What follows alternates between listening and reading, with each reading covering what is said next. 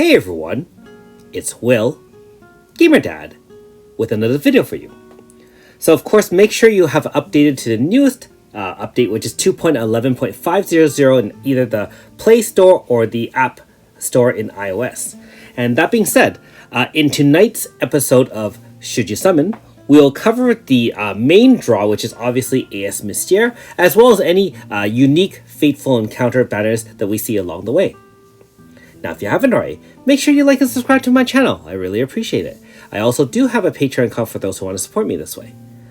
Alright, so we'll start off with the one that obviously features AS Mistrare as well as some other units, and I believe this was actually briefed in yesterday's patch notes. As advertised, this will be a maximum of 3 times. You have to use 1,000 paid chronostones or your Heaven's subscription ticket, which is obviously paid as well.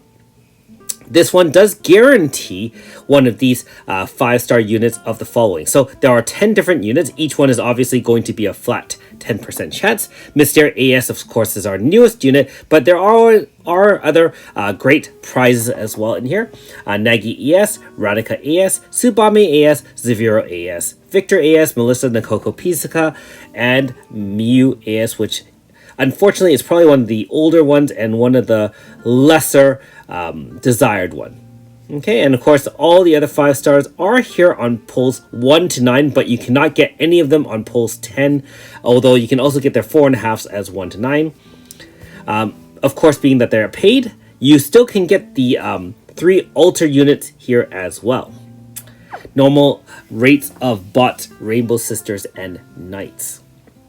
So, we'll obviously get into AS Mistrare a little bit later on in the video, but of the other 9 units, I'll just quickly tell you how I feel about each of them. I mean, like I said, AS Miu, not that she's bad at all. She still has a lot of great support. She still has pretty decent fire DPS, and she can support and double the crit rate and damage of Miglins type units. Like I said, she is a little bit older now, and of the units that are featured, I would say she would probably be the lesser of the ones you probably want.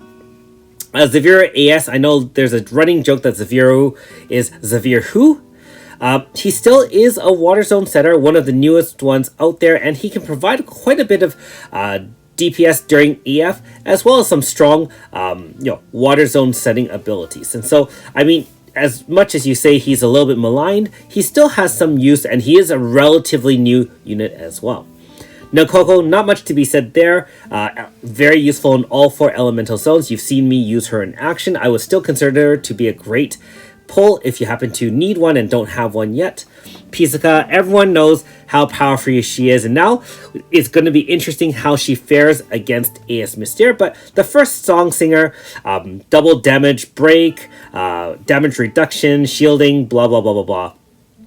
ES Nagi, again, not much to be said. Starry Seas Zone, tons of DPS. AS Tsubame, great 0 MP farming, top-notch dual debuff 35-35. Blunt attacks are powerful. AS Victor, end of turn crazy damage, and again can boost a combo meter with his moves. Melissa, what else? And AS Radika, again, along with AS Miu, probably one of the less favored units to go for. She's a fire zone setter. She does increase guaranteed crit rate for fire and for magic and physical teams. Alright, so if you're going for Mistrare anyways, and you want to spend some money, this is a great banner. Nothing else to be said. The only downside is that compared to her other Fateful, you don't get the benefit of off banner pulling another featured unit, for example. Like for example, if you wanted an Eva, for example, or one of the 9 units, not one of these 9 units, any other 5-star, then you'll have 0 chance of getting those in polls 10. The guaranteed Fateful only includes these 10 specific units. So if your goal is AS Mistrare, and you want some of these, and they're higher rate up obviously than the standard Fateful for AS Mistrare, this is a great value banner. I think the vast majority of units are still considered meta, extremely powerful, or at the very least, if you use them as niche, still can fit a role on your team. Alright, so let's just go down here. I guess I'll just quickly squeeze in the manifest banner with all manifest fights, and you've seen my first one against AS Melina, you can summon for a banner that features her as her regular, as well as for her AS, which is the featured manifest fight. The ES version is not uprated, 0.01% only. However, the 4.5 and 5-star and normal style are uprated as well, 0.4, 0.8 respectively. Notice that Eva is here. However, being that this is a free banner, I don't believe you'll see any too many of those altar units. Let's just scroll quickly down. You're missing the most recent one, so keep that in mind as well. And of course, bots, Rainbow Sisters, and Knights. I would only summon on this banner if you have no form of Melina in any way, and say you're relatively free to play and you really want to have Melina either for grinding the Mythos, Western side quest, or just to help unlock the ES version if you happen to have some codexes while you've been grinding. Otherwise, this banner has very little value at this point in the game. Most of us may have a form of Melina in some form, and even if you don't, you probably don't need to concentrate stones on this one. There are newer, more powerful units, and although ES Melina is a great support unit that can do a lot of things for a blunt team or for combo type teams, not absolutely necessary, and so she's not even featured in the ES form. So keep that in mind. You'll have to still side grade on top of getting form of her. But if you don't have a form, still worthwhile thinking about. Just wouldn't put it as a highest priority. And finally, the star of the show is Mistrare. I'm sure some people are going to be pulling her for waifu reasons. Some of them are going to be pulling for song reasons, or, so on and so forth. Again, just like most AS banners, we do have a full rate up for the normal style as well as the AS style. So 0.4, 0.8 for the normal and 0.8 for the AS. And keep in mind that you can side grade from normal style to AS. So if you hit the normal style, you can use the 5 treatises, the 5 chants, and so on and so forth to side grade. And likewise, if you really want the normal style, you can hit the AS and side grade backwards. A 4.5 can also side grade to either the 5-star normal or the 5-star AS. And so if you're looking for any form of Mistrare, no need to look further. 2% uprate is one of the best ones you can get for a single unit. And of course, other than that, you can still hit Eva, although just like the other free banner, there won't be the newest Cyan Scyther. There'll be the other 2 altar unit. Oh, wow. Yep, the other 2 altar units. There you go. Don't need to spend much time on the bots, Rainbow Sisters, and Knights. Okay, so what do I think about AS Mistrare? First of all, it's not as simple as comparing her singing ability to Pizzica. Now, I'll go over that a little shortly. However, I will link something below. It's a very interesting discussion on the AE subreddit, and it came out a few months ago when another style Mistrare was released in Japan. So there was some comparison in terms of discussion as to the benefits and flaws of each of them and kind of which strategies you would use depending on your team comp. And so I'll link that below. It expands a lot on what I'm about to say. And of course, everyone has their own opinion. So this is just mine. Hopefully you just take it as part of your research and reasoning into summoning if you really want to summon other than waifu reasons. So again, just as a review, second song singer, her VC is defensive in nature, physical resist 40% up, type resist 20% up, and helps activate Lunatic. So she does have 2 ways to activate Lunatic, either through her VC or through her, attack, which is kind of the Lunatic replaces the regular button. It is the Mind's Eye version, which increases damage and increases weakness multiplier. That is, if you're attacking against weakness, you get additional damage multiplier on top. Very similar to Eva as well as to AS Clark. I believe that altered Dewey, which is the red clad Flamemancer, also has that as well. So strictly speaking, anything with Mind's Eye, you're looking for DPS. So instead of like Pizzica where you have a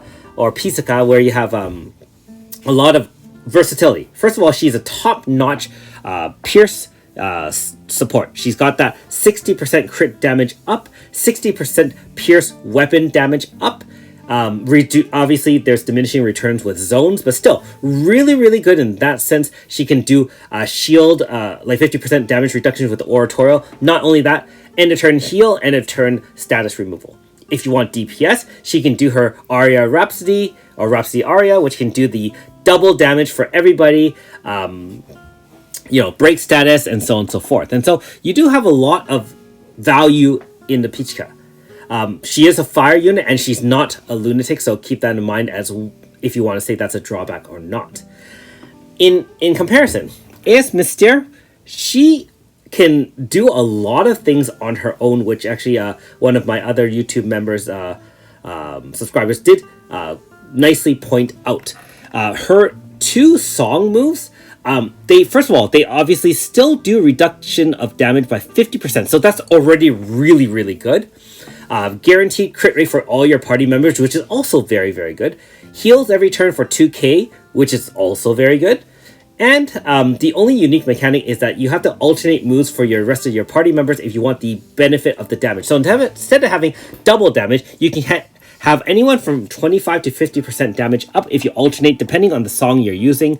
Her song also guarantees dual power and int debuff 3 turns, and get this, while she's singing, it's stackable. So for 3 turns she's locked into singing, which is the singing mechanic.